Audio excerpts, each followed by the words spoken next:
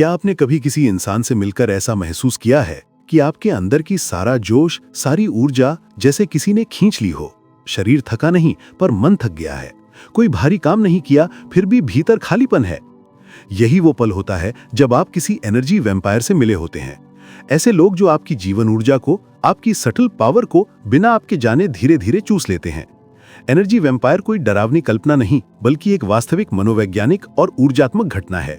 ये वही लोग होते हैं जो अपने अंदर की कमी को दूसरों से पूरा करते हैं, जो खुद भावनात्मक रूप से असंतुलित हैं। वे दूसरों की शांति, दूसरों की स्थिरता, दूसरों की जीवन शक्ति से ऊर्जा लेकर अपने भीतर की कमी भरते हैं। विज्ञान अब स्वीकार करता है कि हर इंसान एक सटल एनर्जी फील्ड से घिरा होता है, एक बायोफील्ड जिसे हम ऑरा कहते हैं। ये हमारे विचारों, भावनाओं और मानसिक स्थिति का प्रतिबिंब है।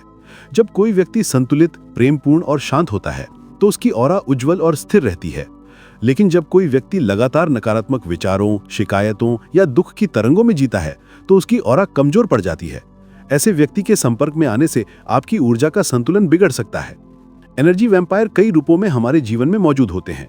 कुछ लगातार शिकायत करने वाले होते हैं जो हर बात में समस्या ढूंढते हैं और जब भी आप उनसे मिलते हैं तो आपका मूड नीचे गिर जाता है। कुछ ऐसे होते हैं जो हमेशा खुद को पीड़ित दिखाते हैं, विक्टिम बनकर सिंपैथी खींचते हैं ताकि उन्हें भावनात्मक सहारा मिल सके। कुछ लोग ऐसे होते हैं जो गिल्ट के माध्यम से आपकी ऊर्जा निकालते हैं।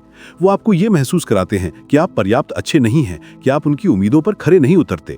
और कुछ ऐसे भी होते हैं जो लगातार नकारात्मक माहौल बनाकर दूसरों को थकाते रहते हैं। इन सब का उद्देश्य भले अनजाने में हो, पर परिणाम एक ही है, आपकी ऊर्जा ड्रेन होती है। एनर्जी वैम्पायर से सबसे अधिक प्रभावित होते हैं एम्पैथ्स, यानी वे लोग जो दूसरों की भावनाओं को गहराई से महसूस करते हैं। ऐसे लोग बहुत संवेदनशील होते हैं। वे दूसरों के दर्द को अपनी आत्मा में महसूस कर लेते हैं। जब कोई दुखी होता है तो एम्पैथ भी उसी दर्द में डूब जाता है। लेकिन समस्या यह है कि जब वे ये फर्क नहीं कर पाते कि कौन सी भावना उनकी अपनी है और कौन सी किसी और की, तब धीरे धीरे उनकी ऊर्जा समाप्त हो जाती है। वे थक जाते हैं, उदास हो जाते हैं और खुद से डिस्कनेक्टेड महसूस करते हैं। यही एम्पैथी फटीग है, यानी जब करुणा बोझ बन जाती है। अब सवाल यह है कि एनर्जी वैम्पायर्स आपकी ऊर्जा कैसे खींच लेते हैं? इसका उत्तर हमारे मस्तिष्क और भावनात्मक तंत्र में छिपा है। जब आप किसी व्यक्ति की लगातार नकारात्मक बातें सुनते हैं तो आपका मस्तिष्क मिरर न्यूरॉन्स के कारण उसकी भावनाओं को महसूस करने लगता है। यही कारण है कि किसी रोते हुए व्यक्ति को देखकर आपकी आंखों में भी नमी आ जाती है। ये मानवता की खूबसूरती है, लेकिन यही हमारी कमजोरी भी बन सकती है अगर हम सजग ना रहें। जब कोई व्यक्ति बार बार दुख, गुस्सा या भय की तरंगे फैलाता है तो आपका तंत्रिका तंत्र उस वाइब्रेशन को पकड़ लेता है और आपके भीतर की ऊर्जा नीचे गिरने लगती है। धीरे धीरे आप अपने भीतर भारीपन, चिड़चिड़ापन और थकावट महसूस करते हैं। एनर्जी वैम्पायर्स का प्रभाव सिर्फ भावनात्मक नहीं, बल्कि शारीरिक भी है। वैज्ञानिक शोध बताते हैं कि नकारात्मक बातचीत के बाद आपके शरीर का कॉर्टिसोल स्तर बढ़ जाता है। ये स्ट्रेस हार्मोन है। इससे आपकी इम्यूनिटी घटती है, नींद प्रभावित होती है और धीरे धीरे मानसिक शांति खत्म हो जाती है। यह सब होता है क्योंकि आपकी ऊर्जा, आपकी अटेंशन किसी और के इमोशनल ड्रामा में उलझ जाती है। एनर्जी वैम्पायर से निपटने का पहला कदम है जागरूकता, यानी अवेयरनेस। पहचानिए कि कौन लोग हैं जिनके साथ समय बिताने के बाद आप ड्रेन्ड महसूस करते हैं। ध्यान दीजिए कि किसके साथ होने पर आपका मन हल्का होता है और किसके साथ भारी। जो व्यक्ति आपकी ऊर्जा चूसता है, उसके साथ रहते हुए आप कभी रिलैक्स्ड महसूस नहीं करेंगे। उसका व्यवहार, उसकी बातें, उसका प्रेजेंस ही आपकी आत्मा को बेचैन करता है। ये बेचैनी ही संकेत है कि आपका ऊर्जा क्षेत्र असंतुलित हो रहा है। दूसरा कदम है सीमाएं तय करना, यानी बाउंड्रीज बनाना। बहुत से लोग ना कहने से डरते हैं। उन्हें लगता है कि ऐसा करना असभ्यता है या दूसरों को दुख पहुंचेगा। लेकिन याद रखिए, हर बार हाँ कहना अपनी ऊर्जा का एक हिस्सा किसी और को देना है। अगर आप सबको खुश करने में लगे रहेंगे तो खुद को खो देंगे। अपनी सीमाएं बनाइए। ये तय कीजिए कि आप कब और कितना समय किसी के साथ बिताएंगे, क्या सुनेंगे और क्या नहीं। ये आत्म सुरक्षा का पहला कदम है। तीसरा कदम है एनर्जेटिक क्लेंसिंग, यानी अपनी ऊर्जा को नियमित रूप से शुद्ध करना। जैसे हम शरीर को नहाकर साफ करते हैं, वैसे ही ऑरा को भी साफ करने की जरूरत होती है। हर दिन कुछ मिनट शांत बैठिए, आंखें बंद कीजिए और कल्पना कीजिए कि एक उज्जवल सफेद प्रकाश आपके सर के ऊपर से उतर रहा है। वो आपके शरीर से गुजरता हुआ हर कोने में पहुंच रहा है और सारी नकारात्मकता को पिघलाकर मिटा रहा है। जब आप गहरी सांस लेते हैं तो वो प्रकाश भीतर की हर थकान को धो देता है। जब सांस छोड़ते हैं तो सारी अवांछित ऊर्जा बाहर निकल जाती है।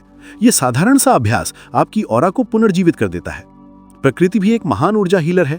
जब आप पेड़ों के बीच चलते हैं, नदी के पास बैठते हैं या सूरज की रोशनी को महसूस करते हैं तो धरती की ऊर्जा आपके भीतर प्रवाहित होती है। धरती न केवल आपकी थकान लेती है, बल्कि आपको स्थिरता और ग्राउंडिंग भी देती है। कभी कभी सिर्फ 10 मिनट घास पर नंगे पैर चलना आपकी ऊर्जा को पूरी तरह संतुलित कर देता है। एक और शक्तिशाली उपाय है नमक स्नान यानी सॉल्ट बाथ।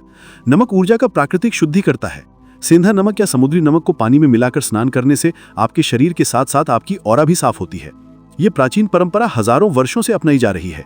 नमक नकारात्मक विंबन को अपने भीतर सोख लेता है और आपको हल्का महसूस कराता है। और फिर आता है मेडिटेशन। ध्यान वो ढाल है जो किसी भी ऊर्जा आक्रमण को रोक सकती है। जब मन स्थिर होता है तो कोई बाहरी तरंग उसे विचलित नहीं कर सकती। ध्यान के दौरान आप अपने मूल अस्तित्व से जुड़ते हैं, जहां आपकी ऊर्जा शुद्ध, अटूट और दिव्य होती है। रोज कुछ मिनट मौन में बैठिए, अपनी श्वास को महसूस कीजिए और अपने भीतर के केंद्र को जानिए। आप पाएंगे कि आपकी शक्ति लौट रही है। लेकिन एक बात और बहुत महत्वपूर्ण है, एनर्जी वैम्पायर से भागना समाधान नहीं है। अगर आप उनसे भागेंगे तो वे किसी और रूप में फिर लौट आएंगे, क्योंकि असली लड़ाई बाहर नहीं, भीतर है। आपको अपने भीतर यह क्षमता जगानी होगी कि आप किसी भी नकारात्मक ऊर्जा के बीच भी स्थिर रह सकें। यह तभी संभव है जब आप अपने वाइब्रेशन को ऊंचा रखें, प्रेम, करुणा और जागरूकता के स्तर पर। याद रखिए, एनर्जी वैम्पायर्स वही ऊर्जा लेते हैं जो आप उन्हें देते हैं। अगर आप अपनी प्रतिक्रिया देना बंद कर दें तो उनका प्रभाव खत्म हो जाता है। जब कोई आपको प्रवोक करे और आप शांत रहें तो आप उन्हें पावरलेस बना देते हैं। यही सच्चा नियंत्रण है, प्रतिक्रिया नहीं देना, बस अवलोकन करना।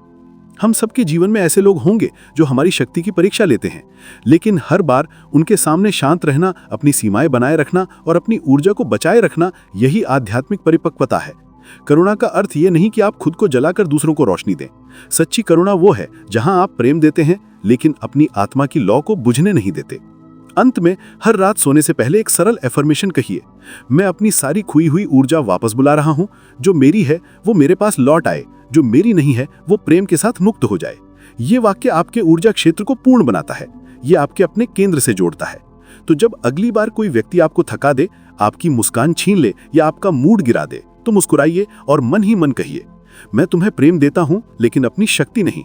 यही है एनर्जी अवेयरनेस का रहस्य, यही है आत्मा की रक्षा की कला, और यही है आपकी अंतर यात्रा का अगला पड़ाव।